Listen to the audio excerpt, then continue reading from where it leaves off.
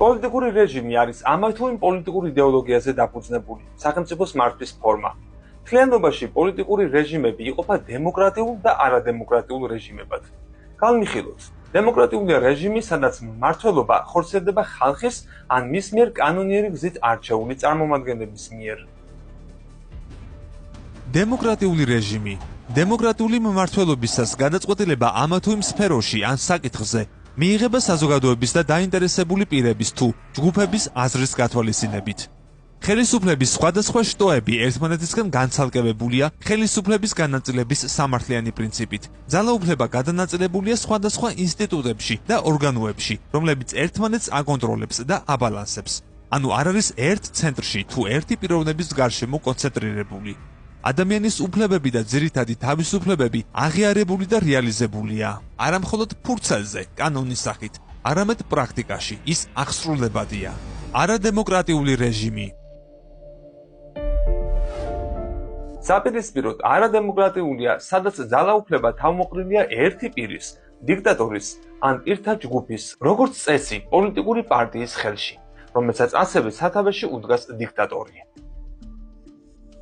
ადამიანის უფლებები და ძირითადი თავისუფლებები, განსაკუთრებით გამოხატვის თავისუფლება, იგნორირებული ან მოჩვენებითია. არადემოკრატიულ პოლიტიკურ რეჟიმებში ძირითადად გამოყოფენ ტოტალიტარიზმს და ავტორიტარიზმს. ზემოთ ჩამოთვლილი ნიშნების გარდა არადემოკრატიული რეჟიმების ტოტალიტარიზმი ხასიათდება სახელმწიფო იდეოლოგიით, რომელიც მოიცავს, განსაზღვრავს და აკონტროლებს საზოგადოების, ინდივიდების ცხოვრების ყველა ასპექტს, მათ შორის პირად ცხოვრებას.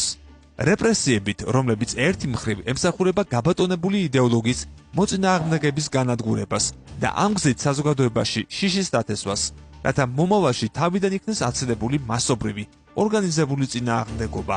ტოტალიტარული რეჟიმები ძირითადად დაფუძნებულია კომუნისტურ ან ფაშისტურ იდეოლოგიაზე. დღეს ტოტალიტარული სახელმწიფოს თვალსაჩინო მაგალითი ჩრდილოეთ კორეის სახალხო დემოკრატიული რესპუბლიკაა, სადაც ბატონობს კიმ იონგ უნი, ზოგისთვის კი კიმ ჩენ ინი. სასტიკი დიქტატორი, რომელიც დიქტატორების მესამე თაობას წარმოადგენს. მამამისი კიმ ჩენ ირი ასევე ერთპიროვნულად მართავდა სახელმწიფოს და იყო დიდი ბელადის, კიმ ირ სენის შვილი, რომლის ხელშიც თავმოყრილია საკანონმდებლო, აღმასრულებელი და სასამართლო ხელისუფლება. ჩრდილოეთ კორეაში ადამიანის უფლებები სრულიად უგულებელყოფილია. მაგალითისთვის, ადამიანები მხოლოდ იმიტომ შეიძლება დააპატიმრონ ან სიკვდილით დასაჯონ, რომ დიქტატორის გამოჩენაზე სათანადო სიხარული არ გამოხატეს.